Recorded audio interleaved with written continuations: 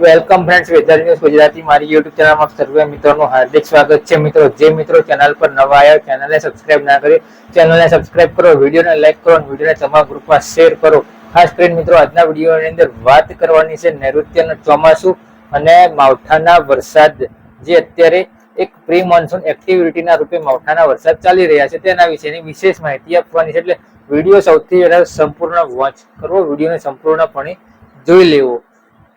વાત કરીએ મિત્રો પ્રી મોન્સૂન એક્ટિવિટીના વરસાદની, તો જે અત્યારે હાલ પ્રી મોન્સૂન એક્ટિવિટીના વરસાદ ચાલી રહ્યા છે મિત્રો, જે રીતે ખબર હતી તમને બધાને કે અરબી સમુદ્રની અંદર એક વરસાદી સિસ્ટમ સક્રિય બની હતી, જે આજથી લગભગ 5 કે 10 દિવસ પહેલા બની હતી।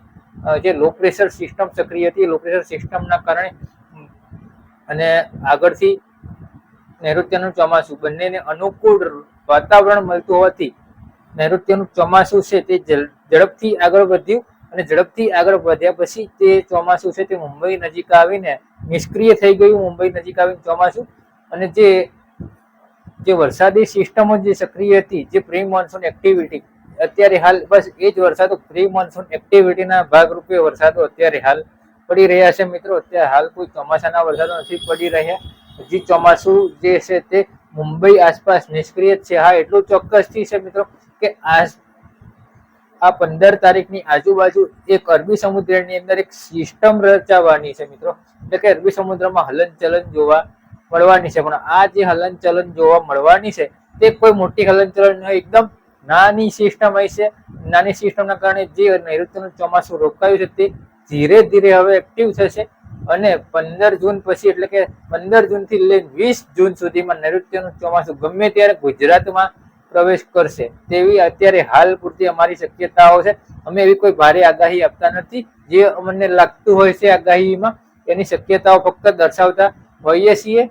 ભારે વરસાદની આગાહી હોય તો ભારે વરસાદની આગાહી આપીએ છીએ, પણ ભારે વરસાદની આગાહી હાલ પૂરતી નથી અને હજી પણ જે પ્રી મોન્સૂન એક્ટિવિટીના ભાગરૂપે વરસાદ છે તે હજી પણ કન્ટિન્યુ રહેવાના છે 2 દિવસ સુધી, અને 2 દિવસ પછી હવે અત્યારે હાલ જે ગરમીનો પારો ચાલી રહ્યો છે, ટેમ્પરેચર, જે ગરમીનું ટેમ્પરેચર ચાલી રહ્યું છે તે અત્યારે હાલ 38 ડિગ્રીની આસપાસ ચાલી રહ્યું છે, પણ અત્યારે 37 ડિગ્રી ગરમી ચાલી રહી છે ને તો મિત્રો એવું ફીલ થાય છે કે ગરમી 42 ડિગ્રી પ્લસ ચાલી રહી છે। એનું કારણ એ જ છે કે ગરમીના ઉકળાટ, જે વરસાદ પડ્યો એના કારણે ઉકળાટ થતો, પવનની સ્પીડ ઓછી થવી, આ બંને પરિબળો એની પાછળ જવાબદાર છે। કારણ કે જે જમીન ગરમ હોય અને એના ઉપર વરસાદ પડતો હોય એટલે ભારે ઉકળાટ સાથે માહોલ રચાતો હોય છે, એના કારણે આપણે અત્યારે હાલ ગરમીનું પ્રમાણ છે તે વધારે દેખાઈ રહ્યું છે। બાકી ગરમીનું જે પ્રમાણ છે તે 38 ડિગ્રીની આજુબાજુ જ છે, ગરમીનું પ્રમાણ 42 ડિગ્રી નથી, પણ ફીલ એવું થઈ રહ્યું છે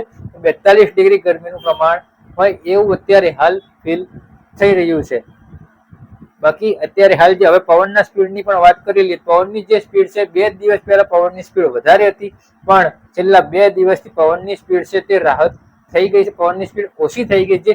35 થી લઈને 40 કિલોમીટર આસપાસ પવનની સ્પીડ હતી, એ પવનની સ્પીડ નોર્મલ નજીક આવી ગઈ છે। પવનની સ્પીડ જે છે અત્યારે હાલ નોર્મલ નજીક, મતલબ હજી પણ 25 થી 30 કિલોમીટર પ્રતિ કલાકની ઝડપે અત્યારે હાલ પણ હજી પણ પવન ફૂંકાઈ રહ્યા છે, એકદમ નોર્મલ પણ નથી થઈ। પવનની જે સ્પીડ છે તે રેગ્યુલરથી થોડીક નોર્મલ થઈ છે, હજી આ પવનની સ્પીડ નોર્મલ થઈ જશે, પણ હજી થોડો ટાઈમ લાગી શકશે। મિની વાવાઝોડા જેવો પણ અત્યારે હાલ આપણે માહોલ આજથી અઠવાડિયા પહેલા અનુભવી રહ્યા છીએ અને હજી પણ રાજ્યની અંદર છૂટાછવાયા એકલ દોકલ જિલ્લાઓમાં વરસાદ ચાલુ રહેવાનો છે, જેમાં ખાસ કરીને દક્ષિણ ગુજરાતના ભાગો, સૌરાષ્ટ્રના ભાગો, ઉત્તર ગુજરાતના ભાગો, કચ્છના ભાગો, આ ભાગોની અંદર વરસાદ હજી ચાલુ રહેવાનું છે। આ માવઠાના વરસાદ છે, પ્રી મોન્સૂન એક્ટિવિટીના ભાગરૂપે આ વરસાદ થઈ રહ્યા છે, કોઈ નૈઋત્યના ચોમાસાના વરસાદ નથી। વાવણી લાયક વરસાદ થાય તો પણ નવાઈ નથી, કારણ કે આ જે અમુક સિસ્ટમો બનતી હોય છે તે